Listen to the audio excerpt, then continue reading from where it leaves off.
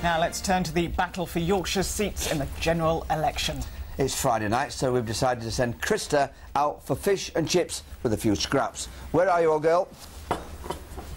Thank you very much. Well, I'm in, of course, the most famous fish and chip shop in the whole world, Harry Ramsden's, based at that famous roundabout in Guiseley. But do you know that Guiseley is part of a key marginal? I think it's the number 97th in the country, and that is the constituency of Pudsey. And these three guys, none of them have been an MP before, are among 5 people battling it out to actually try and gain this seat. We've had them doing some amazing things this weekend. They still look to have survived, but let's just have a quick recap. They were speed dating, not as you might understand it. They were speed dating so far as they were trying to woo undecided voters to put the cross against their name.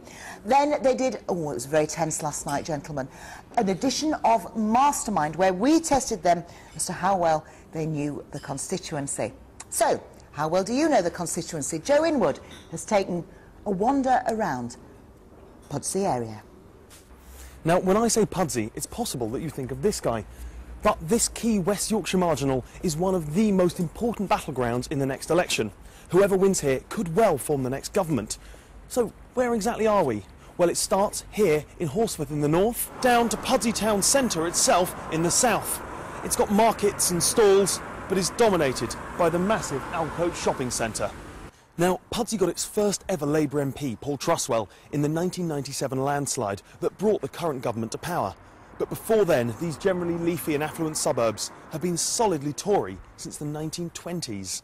Now, most people here work in either Leeds or Bradford, the two great cities that sandwich the constituency.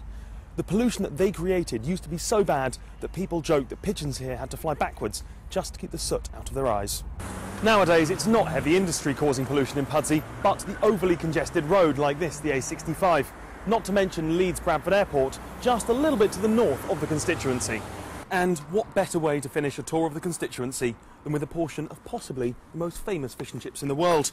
They first came here to Guiseley about 80 years ago and serve around 1,000 portions every week, including 3 of the men inside there who would be the next MP for Pudsey. And so, without further ado, let's go inside Harry's to join Krista. Joe, thank you very much. Oh, they smell so good. Now, who's going to put a chip in, and then that means they won't be able to speak for the next 6 minutes? No, none of you. You can have them afterwards. First of all, I'm going to want to ask you to introduce yourself. Tell us a little bit about yourself and why you want to become an MP. Well, I'm Jamie Hanley. I've lived in the Pudsey constituency all of my life. I spent the last 15 years representing local people as a solicitor. I care passionately about public service, and I think being a Member of Parliament is an honourable thing, and I hope to represent the people of Pudsey. I'm Stuart Andrew, I'm the Conservative candidate. I work as the head of fundraising at Martin House Children's Hospice, but I'm also a councillor in this constituency. I have been for the last 7 years, and during that time I've seen the things that really matter to local people, and I'm really delighted to be standing for a seat I love, and I hope to be its MP. I'm Jamie Matthews, I'm the Lib Dem candidate in the election. I'm a Leeds City councillor at the moment, and I spend most of my days helping people with their concerns and their issues. I get a kick off helping people, and that's why I want to be an MP. I want to take it to the next level, and this is a beautiful constituency, and I hope to represent it after May the 6th. OK, that was your opening speech, very much like the leaders' debate. This is a marginal. This has been Conservative until, I think, the 1997 election, when it became Labour, round about 6,000 majority. How much has Westminster noticed Pudsey? And I only ask that because within a day, Gordon Brown was here.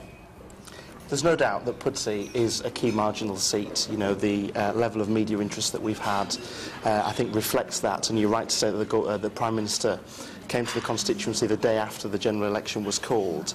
I think we've got a majority of just below 5,000, given some boundary changes. So there is an awful lot of interest in the seat. And have you found that from Conservative headquarters? You're expected to do well? Absolutely. I mean, there are a large number of marginal seats in West Yorkshire. It's a key battleground. And this seat, I think we all recognise whoever wins this seat is likely to form the next government. So it is crucial, from my point of view, that the Conservatives gain it. We had a celebrity here supporting Labour, I think. We can see him now on the screens, comedian Eddie Izzard. So they are trying, would you not agree, to really focus attention on Pudsey, make people of Pudsey, Guiseley, even the whole area, sit up. I think it's important actually that we work all year round and not just at the election time. I think when politicians show up on your doorstep for your vote at election time, it's not right. And I actually think the election's wide open now. It's a three-way marginal. Every seat's three-way marginal. Nick Clegg is working very hard. Do you know Nick Clegg? I do. I mean, that's the thing to say at the moment. I know Nick Clegg. And he's a Yorkshire MP, so it's exciting times for the Lib Dems. Can I ask you though, because you brought it nicely onto that subject, does it matter about Jamie Stewart and Jamie on the doorstep, or is it not about 3 times 90 minutes debate on the television that will actually decide your fate? I think it does matter because, you know, Pudsey is a fiercely proud and independent place, and the people of Pudsey, you know, will determine who their Member of Parliament is. It's important to remember that TV debates are important, but only 10 million people... But they've been huge. They have, of course, but only 10 million people out of the whole population have watched the debates. And what I'm certainly finding on the doorstep is that people want to talk about local issues as well as national issues. Stuart, do you find that too? I'd agree with that. I think, though, Pudsey has always had a tradition of being very loyal to its MP, whoever that might be, whichever party. So I think there is a real important local element to this campaign. But are they talking about David Cameron's performance on the television to you? Yeah, they're talking about the leadership election, but they're also talking about the economy, they're talking about schools, they're talking about some of the things that have been said, you know, in different campaigns, and how, you know, they don't like the negative campaigning. So there's a lot going on the doorstep. People are really engaged in this election, probably more than they have done for the last 10, 12 years, I'd say. And Jamie, you haven't got a T-shirt saying I know Nick Clegg, have you, to start knocking on doors? I haven't actually, no. I agree with Nick is the T-shirt. No, I think actually I agree with both of these two, actually, is that, to be honest... Gosh, that's a first. We should stop there. It's about local issues as well. Let's not forget there's important issues facing us at the moment. Leeds Bradford Airport, overdevelopment, protecting the green belt in the local area. It's absolutely critical at the moment that we get these local issues out there because, you know, the national issues, the big picture, it's not about leaders, it's about who's going to stand up for Pudsey, who's going to be the strong voice for local people. And so I hope to be that strong local voice. And certainly what we're finding on the doorstep, Krista, is that people are looking at what's been achieved in Pudsey over the past 10 years and thinking about the future. You know, as I said, people of Pudsey are fiercely proud and I'm independent. getting the idea that traffic, congestion, the airport, house building are all issues that are very much being discussed here. Oh, very much. You only have to look outside this window and there are great big green fields and they're all under threat at the moment, and that is a big problem on the doorstep. People are very, very frightened about how we're going to cope with all those people that are going to move in here, how this road's going to... Well, that's right, the airport. I mean, it's along with what Stuart said there about building on spaces. You know, people are really outraged that the green belt is so much at threat. There are green fields on government lists for development. The billing in Rawdon at threat, absolutely appalling. So it's definitely, as far as is concerned in the Pudsey constituency, local issues are still a priority. Would you agree? I think so, but I think people also care very much about their local schools, about local healthcare. They care about jobs, the economy. Do you know what I care about? I'm really going to have to stop you there. I care about eating my fish and chips.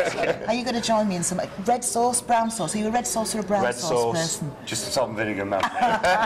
Very diplomatic, very diplomatic. Can I just actually show you the other two candidates that are standing in Pudsey, and also thank my guests tonight for an interesting chat, which proves, as far as they're concerned, that local topics still matter. Back to you in the studio. Remember, Krista, no chips. Here on Look North, we've invited all the 3 main party leaders to answer your